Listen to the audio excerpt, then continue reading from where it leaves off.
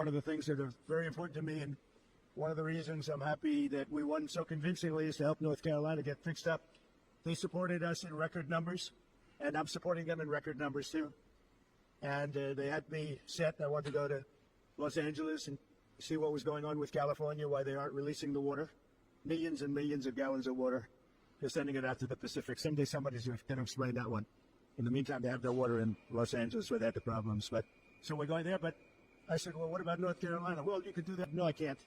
I said, we're stopping in North Carolina first, and then we're going to Los Angeles.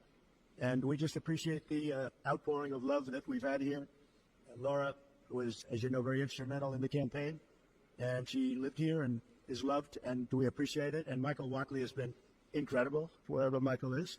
Hello, Michael. Michael Watley has been great, and your congressmen have been great.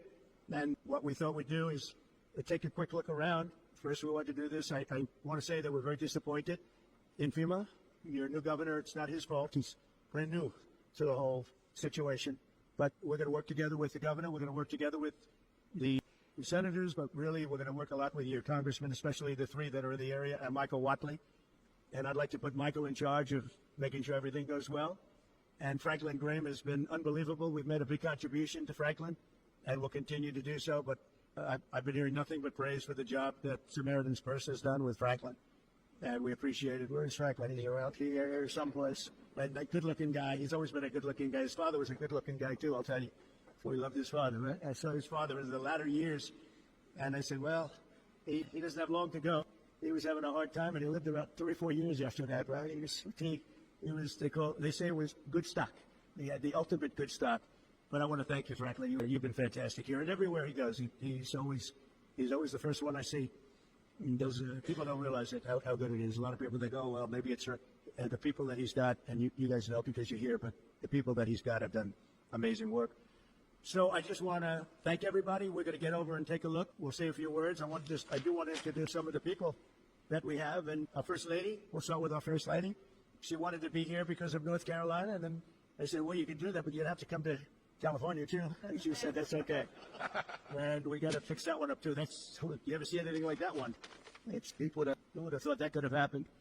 So, Governor Josh Stein, thank you very much. We appreciate it. And we're going to have a very long and good relationship. Representatives, maybe stand up if you would so we can see. Representatives Chuck Edwards. Chuck, thank you. Thank you, Chuck. Tim Moore, Virginia. You know Virginia Fox, a legend. She is such a powerful woman. Pat Harrigan, thank you very much. Your Agriculture Commissioner, who I hear is excellent, Steve Troxler. Steve, thank you very much. Good job, Steve. You got plenty to do, right? More than you have. North Carolina Speaker Dustin Hall. Thank you, Dustin. Thanks, Dustin. Very good. House Majority Leader Brendan Jones. Brendan, thank you very much. We're making progress, Brendan. State Representatives Dudley Green, Carl Gillespie. Thank you very much, fellas. Good. Thank you very much. State Senators Kevin Corbin, Warren Daniel. Thank you. Thank you very much, Kevin Warren. And County Commissioner Jennifer Best. Thank you, Jennifer. Thank you. So Hurricane Helene was one of the worst natural disasters in American history. It was far worse than it was even built. I have never seen such water damage. It was largely water damage, wind damage, but water damage nobody's ever seen. I've been here, as you know, numerous times, but now I'm here in a position where we can do something, meaning I've been in office for 4 days, and I wanted to come sooner, but actually they had a little problem with getting logistically in here, but I would have been here even sooner. 104 North Carolinians have lost their lives. Is that now a fairly firm number, or are they still finding people? You know, what do you think? They're still finding people? Pretty much okay? It's a lot of people. 104 people lost their lives. 73,000 homes were severely damaged or destroyed. And I'll tell you, I've been to a lot of them, and this was like lots of hurricanes in one. I've never seen such damage done by water. And the water came, it was violent, and it left, and there was like nothing left. It's really pretty amazing. At one point, half of the emergency calls to FEMA went unanswered. That's real bad. FEMA was not doing their job. The city of Asheville went without running water for 2 months. A whistleblower testified that some FEMA employees refused to help people who displayed Trump signs on their properties. I think that's true, isn't it? I read that. It's not nice. That's not too nice, is it? But whoever those property people were, thank you very much. Michael, is that true? That's not good, huh? About the property owners you put a Trump sign on that they wouldn't help? FEMA. Earlier this year, FEMA kicked 2,000 North Carolinians out of their temporary housing into below freezing temperatures. What was that all about? Is that, you know about that? What happened? Tell me. You had an incompetent administration under Biden, and we had a disaster, and we call it the disaster after the disaster. That was the FEMA response. You've had nothing but disaster since then. It doesn't matter at this point. Biden did a bad job. Some residents still don't have hot water, drinking water, or anything else, and many of them don't have quarters. They don't have anything. They got a stipend for what they lost, and we're going to take care of it. This is totally unacceptable. Then I'll be taking strong action to get North Carolina the support that you need to quickly recover and rebuild. We're working on it very hard, and I think if Michael Whatley does half as good a job for North Carolina as he did for my campaign, we'll be very happy. Him and Laura were a very powerful team. So you think you can handle it, Michael? I don't know. I'm not sure, Michael. I think this is maybe in many ways easier, okay? Maybe easier. But you're going to leave the team. You want to say who the congressmen are that you want to appoint? Do you want to introduce them? Yeah, Virginia Box, South Carolina, Tim Gore from districts. Are the districts that were most severely impacted? Really? You were affected? Yes. Really? I'll also be signing an executive order to begin the process of fundamentally reforming and overhauling FEMA, or maybe getting rid of FEMA. I think, frankly, FEMA is not good. I think when you have a problem like this, I think you want to go and, whether it's a Democrat or Republican governor, you want to use your state to fix it and not waste time calling FEMA. Then FEMA gets here and they don't know the area, they've never been to the area, and they want to give you rules that you've never heard about. They want to bring people that aren't as good as the people you already have. And FEMA's turned out to be a disaster. And you could go back a long way. You could go back to Louisiana. You could go back to some of the things that took place in Texas. It turns out to be the state that ends up doing the work. It just complicates it. I think we're going to recommend that FEMA go away. And we pay directly. We pay a percentage to the state. But the state should fix this. If the state did this from the beginning, it would have been a lot better situation. I think you guys agree with that, right? So I just want to say that Asheville, I know it well. It's a great place, and we're going to have it be a great place again. That was the one that was most severely affected. But North Carolina is going to come back bigger, better, stronger than ever before. And you're going to be very thankful. And you've already seen, I know that it really began 4 days ago, but you've already seen more action than you have in the last 3 months. And we're going to get it together. We're informing the Army Corps of Engineers to get going because you have a lot of river breaks and a lot of areas that you're going to need some pretty big work. And they're on their way. They're going to be working very much harder than they've been working in the past, and we're going to take care of it. Any questions from the press? Of any of the congressman, governor, anybody? Can you say more about signing an executive order to get rid of FEMA has been a very big disappointment. They cost a tremendous amount of money. It's very bureaucratic, and it's very slow. Other than that, we're very happy with them. Okay? And I think when there's a problem with the state, I think that problem should be taken care of by the state. That's what we have states for. They take care of problems. And a governor can handle something very quickly. You know, one of the things I've noticed, because I've been doing this for a while, and we had a pretty good FEMA, but I also noticed that when they come, they end up in arguments, and they're fighting all the time over who does what. It's just not a good system. This system is so beautifully designed over 250 years approximately, you know, and we'll soon be celebrating the 250th year. It's going to be a very big celebration. But it's been designed very well, and we're going to leave it that way. When North Carolina, South Carolina, Florida, Tennessee, when everybody knows the governor of Tennessee, I think, everybody? Do you know everybody here pretty much? I never thought of it, but you're right over the ridge. So you're here to help. That's great. The people in this region, including Tennessee, the people of Appalachia, are grateful that you are here and that you haven't forgotten it. Yeah. There are other disasters, but this one was enormous for both North Carolina and Tennessee, so thank you. You know, I've seen a lot of disasters. And this, when I came here right after the day after. And when I came here, I couldn't believe it, actually. I couldn't believe the damage. And I've seen a lot of them. This was more like a tornado than it was what we witnessed. So we're going to get it very much taken care of. Good job. That's nice that you can. And so you call it you're right over the ridge, right? Tennessee. I like Tennessee, too. Let's see, where did I get more votes, Tennessee or North Carolina? I hate to tell you, North Carolina, it was Tennessee. There's one of the counties in this disaster that 88% for him. 88%, yeah, that's the people are just incredible people. So, do you have any questions, Press?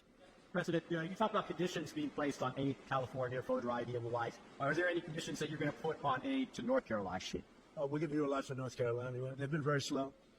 I don't know why it's been so bad. This has been one of the worst I've seen. Katrina, of course, was something that obviously it was a long time ago that was not good. But this has been very slow. I don't know if that was for political reasons because they lost the state. Biden lost the state. Maybe he felt he doesn't care. Maybe there were other reasons, I don't know, but this has been very slow. By any standard, this has been very slow, and we're gonna make up for lost time. Conditions you're going to push for aid. Well, in California, I have a condition. In California, we want them to have voter ID so the people have a voice, because right now the people don't have a voice because you don't know who's voting, and it's very corrupt. And we also want them to release the water. If they released the water, they wouldn't have had a problem. If they released the water when I told them to, because I told them to do it 7 years ago, if they would have done it, you wouldn't have had the problem that you had. You might not have even had a fire. So, but here I don't have that. It's a different thing. You got hit by a storm.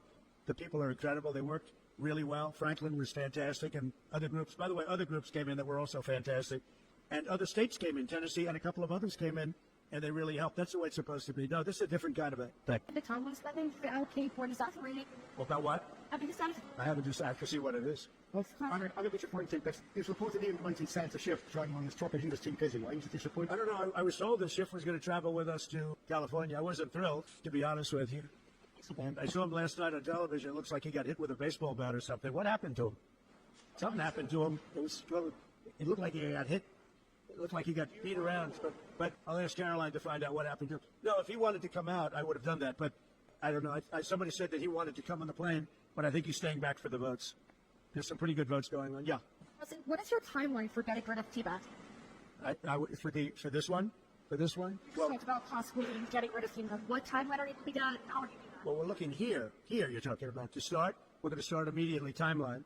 And to finish, it's going to be a period of time. You know, people are also rebuilding their houses. How long does it take to build a house, right? It takes some time. And I want them to build houses bigger, better, nicer than they had before, so they can have, at least they get something out of this disaster. This was a real disaster. No, timeline will be fast. In terms of infrastructure, I think very fast. I want to thank Elon, because Elon was able to get us communication systems, as you know, Starlink. We had no communication. The first day I got here, I was asked by one of the people, one of the really great representatives, professionals, that is there any way you could get Starlink here, because they had no communication whatsoever. And I called up Elon Musk, and he had, hundreds of units brought here, brought immediately. And it's hard to get. They couldn't get them before. And that made a lot of difference. I think it saved a lot of lives, actually. Yeah. Infrastructure-wise, we'll do it quickly.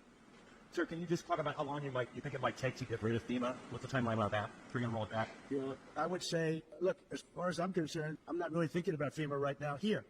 I'm thinking about Michael Watley, and I'm thinking about the 3 Congress people that you just heard from, and also the other people in Congress, and they'll be working with the governor. They'll be working with the governor. So that's what I see. Change the subject real quickly. The Laken Riley Act was signed by Speaker Johnson yesterday. Right. When do you anticipate signing that into Well, law? we're honored by that. Laken Riley, I was there at the time, and we had a big meeting with the parents right after that horrible thing took place. And we have an act. You all know what that act represents. And it was a bipartisan bill. Many Democrats signed on to it. That's something that is a tribute to Laken, a beautiful young lady who was killed viciously by an illegal alien. And we passed a very powerful bill. And it was just approved, and we'll have a ceremony sometime very shortly. I'll be signing it. In other words, if you're asking, I will definitely be signing it.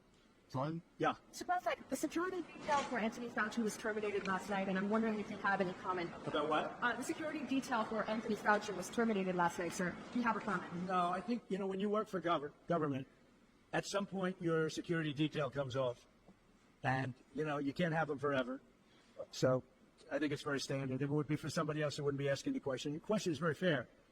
But, you work for government. We took some off, other people too. But you can't have a security detail for the rest of your life because you work for government. We'll see what happens. Well, do you feel comfortable with possible if something were to happen to you No. or John Bolton? No. They all made a lot of money. They can hire their own security too. All the people you're talking about, they can go out. I can give them some good numbers of very good security people. They can hire their own security. They all made a lot of money. Fauci made a lot of money. They all did. So if they felt that strongly, I think that certainly I would not take responsibility.